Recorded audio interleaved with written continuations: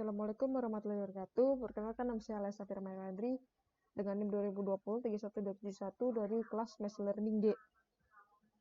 Di sini saya akan menjelaskan algoritma dari regresi linear dengan dataset daftar gaji. Di sini pertama-tama kita mengimport untuk masukin ke Python, import NumPy, SNP, lalu ada import matplotlib, dan yang ketiga kita import pandas SPD. Selanjutnya kita masukkan dataset sama dengan pdret_csv. Lalu kita masukkan datasetnya, daftar underscore gaji. Lalu yang di sini itu x sama dengan dataset ilog dot values, lalu ada y sama dengan dataset ilog titik 2,1 dot values, yaitu untuk menentukan variabel independen sumbu x yaitu kolom 1. Ketika melakukan slicing, kita menggunakan metode .values. Hal ini hanya akan memotong data tanpa header-nya. Jika tanpa .values, maka header dari slicing akan diikutkan. Lalu, yang selanjutnya ada menentukan variable dependent y, yaitu kolom kedua dari gaji. Lalu selanjutnya kita import library untuk menjadi test dan trainset. Kita masukkan from sklearn.model_selection import train test split, yang membagi menjadi test dan trainset, di mana trainset adalah 2/3 dari dataset yang ada. Kita masukkan di sini, yaitu 2/3. Lalu selanjutnya kita mengimpor kelas linear regression dari library sklearn.linear_model yang diperlukan untuk membuat model regresi. Yaitu di sini kita masukkan from sklearn.linear_model import linear regression, yang dimana kita masukkan regresor sama dengan linear regression regressor.fit x_train, y_train, maka outputnya akan keluar linear regression. Lalu kita akan membuat model.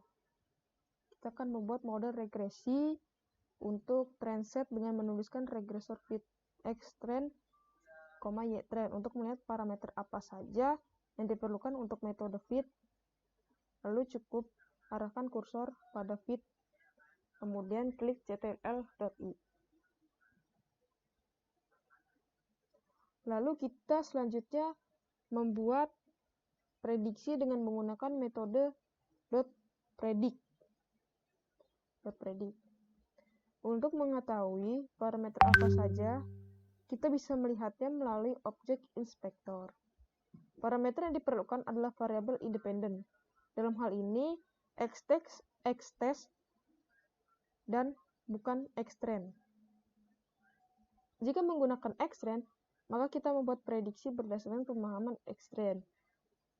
Pemahaman itu dibuat berdasarkan xtrain. Oleh karena itu, kita menggunakan xtest. Nantinya akan kita prediksi, bandingkan dengan ytest. Jika sudah, kita selanjutnya akan membuat scatter plot xtrain dan ytrain dengan warna merah untuk data poinnya. Lalu kita membuat line plotnya atau garis regresi dengan warna biru. Metode plot membutuhkan parameter pertama yaitu data point untuk sumbu x, dan parameter kedua adalah data point untuk sumbu y. Data point sumbu x adalah xtrain karena melihat model regresi dari training set. Sementara data point sumbu y adalah prediksi dari xtrain dengan perintah regresor.predict atau xtrain. Lalu kita di sini membuat judul yang akan ditampilkan di bagian paling atas grafik. Di sini gaji versus pengalaman dalam kurung training set. Lalu kita membuat label untuk sumbu x, Lalu kita juga membuat label untuk sumbu Y, yaitu gaji. Lalu kita plt.show itu untuk mengeksekusi dan menampilkan dari semua perintah dari plt scatter sampai plt show.